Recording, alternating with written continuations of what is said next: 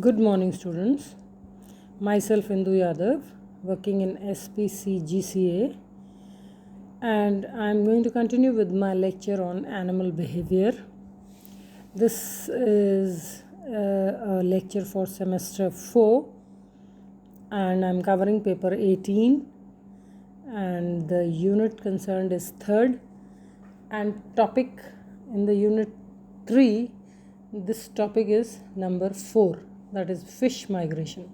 And I have done one lecture of fish migration, that was fish migration 1, and now I come to another lecture, fish migration 2. In the previous lecture, I had done about the types of migration, types of migratory fishes, definition of migration, homing, and then there was the speed of the fish and the kind of movement of the fishes. All these topics I have covered in fish migration first. Now I come to fish migration second, and here I will start with causes of migration.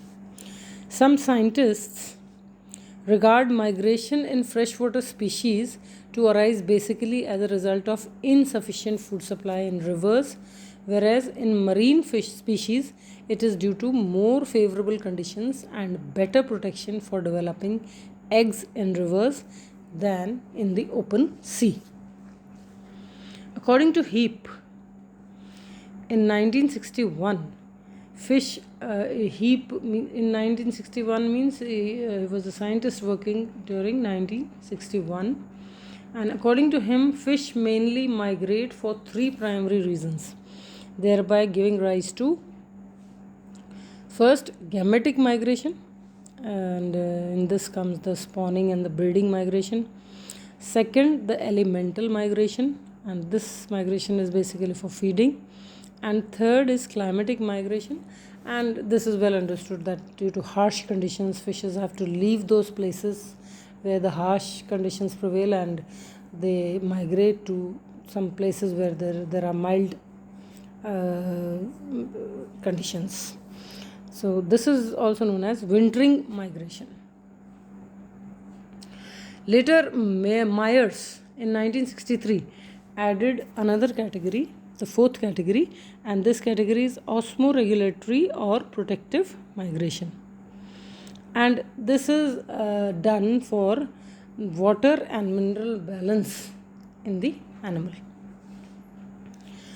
All the above mentioned types of migrations may occur in separate, well defined and widely separated areas, or any two types may occur in the same area or a restricted area. Example, white fish migrate between feeding and spawning grounds, but wintering migration is not seen. Whereas in gudgeons, feeding and spawning occurs in the same area, and only wintering migration is noted. All 4 types of migrations form a link in a single cycle, which may be repeated once or several times depending on the biological conditions of each species. Each type of migration is being described in details in the following pages. In the following slides. Now the second slide.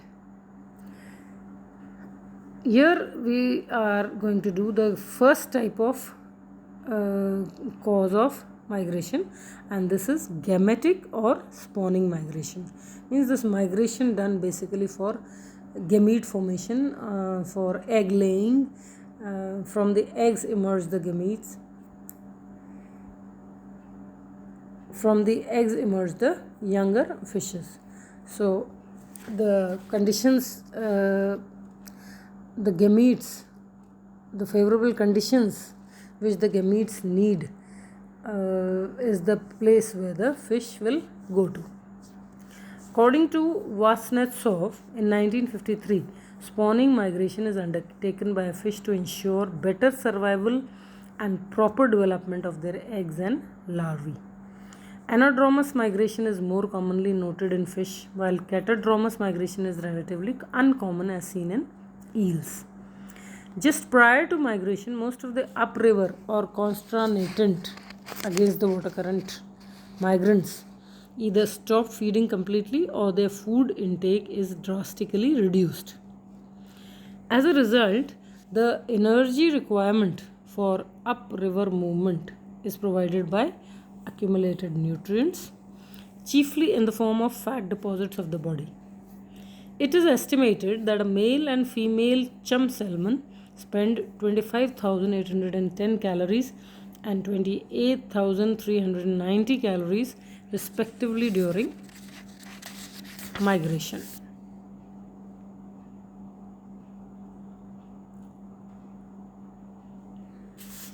Amongst Indian fish, Hilsa ilisha, which is found in the Bay of Bengal, provides an explicit example of anadromous migration.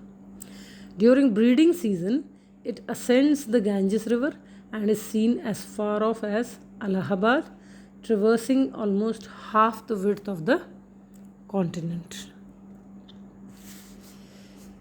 Now, this was the general description of gametic or spawning migration, and now individual examples are taken to explain this type of migration.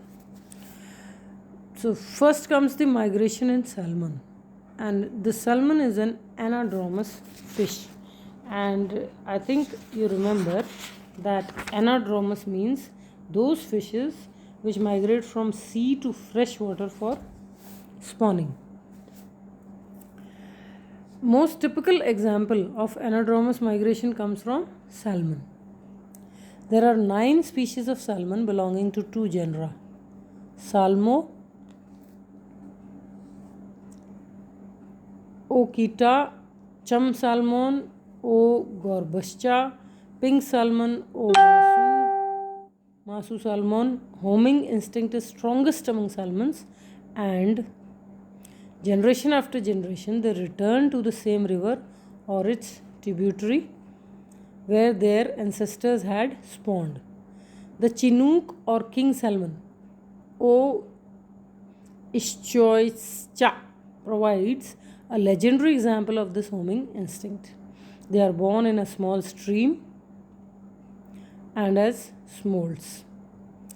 Young salmon at the stage when it migrates from fresh water to sea, and as smolts they migrate to the Pacific Ocean.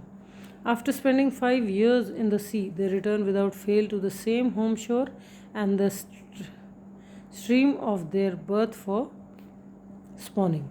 Salmons may travel anywhere between 700 kilometers to 4,000 kilometers during such migrations. Pacific salmon, genus Oncorhynchus, die soon after spawning. Thus, they spawn once in their lifetime, but amazingly, their young ones inherently know their way back to the sea. It would therefore be interesting to know the life cycle of salmon in general. Their eggs are laid and fertilized in freshwater streams during winter. The fertilized eggs hatch into small salmons towards spring. A large amount of yolk is retained in the salmons on emerging from the eggs. This stage is called the alevere stage.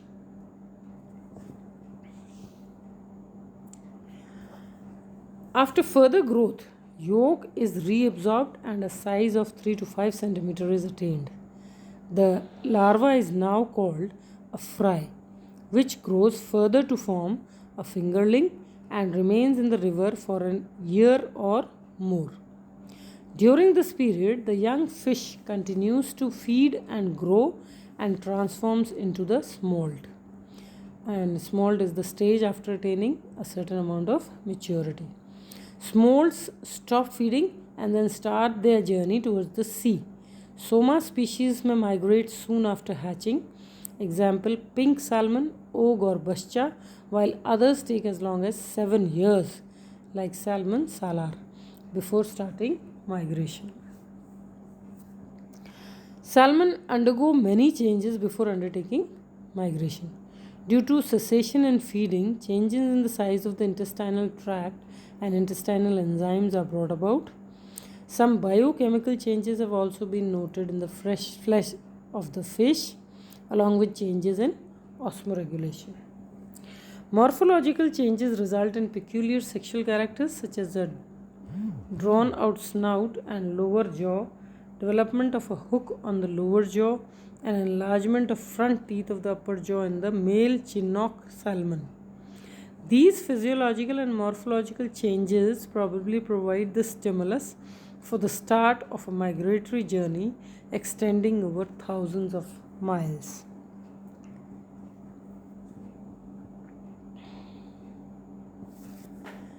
The two species of Atlantic eels, these are catadromous fishes, that is European eel Anguilla anguilla and American eel Anguilla rostrata, do not differ markedly from each other. The spawning ground and spawning time of these species was discovered by Schmidt in 1967. It was found that these fish spawn near the Sargasso Sea in the Atlantic Ocean, southeast of Bermuda. The European eel is found towards the eastern region of the sea, while the American eel is in the western parts. Now the second example is of the eel, migration in the European eel. So let's do the migration in European eel, and its zoological name is Anguilla anguilla. The European eels are found towards the eastern region of the Atlantic Ocean and in inland waters of the countries near the shores of Europe. Some of them are Murman coast of North Africa, Iceland, the Azores, the Madeira and Canary Islands, the Baltic and Mediterranean countries, the Black Sea, Sea of Azores and the Red Sea. Spawning occurs during spring season and eggs are laid at a depth of 500 to 700 meters with a temperature ranging between 10 to 12 degrees centigrade. On hatching, the larvae ascend to a depth of about 200 meters where the temperature is warmer, that is around 20 degrees centigrade. The larvae are called protocephaline larvae. These larvae retain a yolk sac. Protocephaline larva changes of leptocephalus after reabsorption of its yolk content. Leptocephali are confined to a depth of about 100 meters and have a flattened leaf-like glassy transparent body measuring about 5 centimeters. The selection remain unossified at this stage. Gut has a straight tubular structure, teeth are long and pointed, and eyes are large and silvery. The larva is able to swim by eel-like undulatory movements. It is also reported to show diurnal vertical migratory movements coming towards the surface only at night.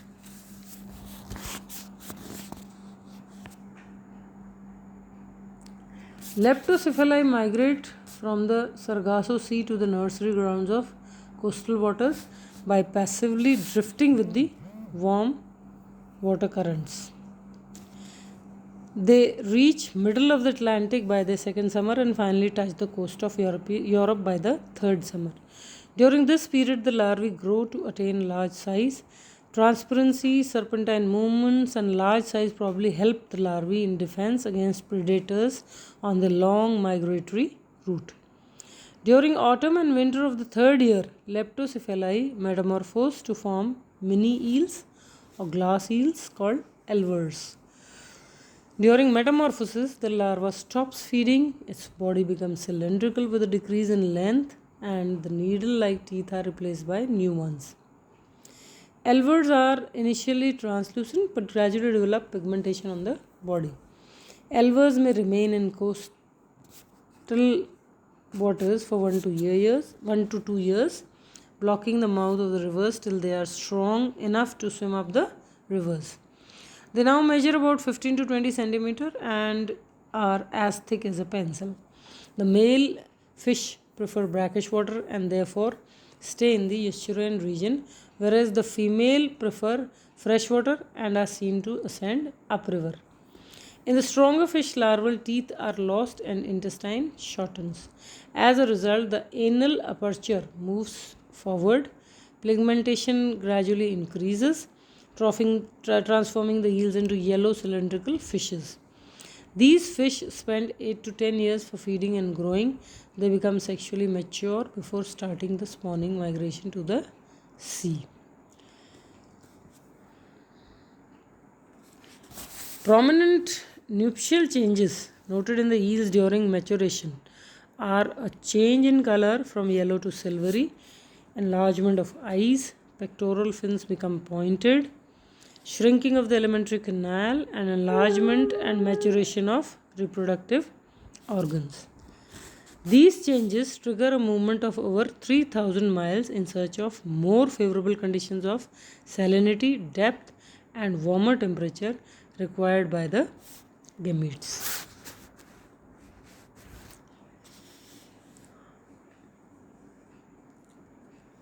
Migration in American eel.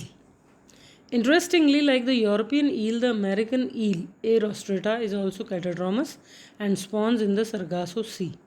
It is similar to the European eel in many biological aspects as well. The larvae called leptocephali drift to the American coast by water currents. In about 2 years, they reach coastal waters to change into elvers or mini eels before ascending the rivers. On reaching parental habitat, they feed and grow till sexually maturity is attained. The larvae of American eels therefore grow and metamorphose at an earlier age and smaller size in comparison to their European counterparts. The two species of eels, viz. European and American, have been regarded as co-phenotypes due to similarities in their life cycles and in their spawning ground. Tucker in 1959 is of the opinion that European eels are derived from the American eels. According to him, the leptocephali migrate eastwards or westwards from the spawning grounds and eventually become the European or American eels, respectively.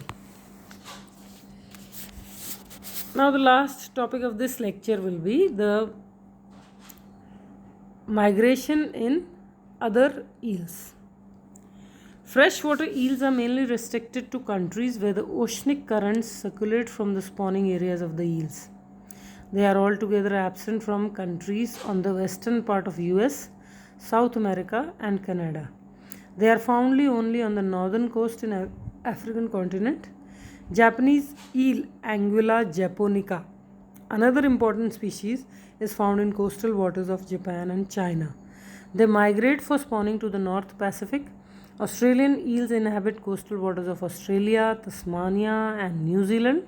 These fish spawn in South Pacific waters. The reason for long distance complex migrations undertaken by European American eels are yet unresolved. Scientists believe that the inland lakes where these eels spawned during the Mesozoic era have now shifted due to continental drift and occupy the present position of the Sargasso Sea. Development of eels therefore stretches over a span of a few years, probably owing to the great distance between the spawning and feeding grounds. Another cause of this long distance travel is suggested to be the search for warmer temperature and higher salinity required for spawning.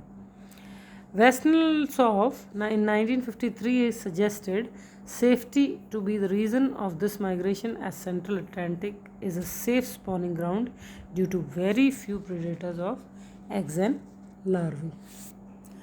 So today this is enough. Thank you.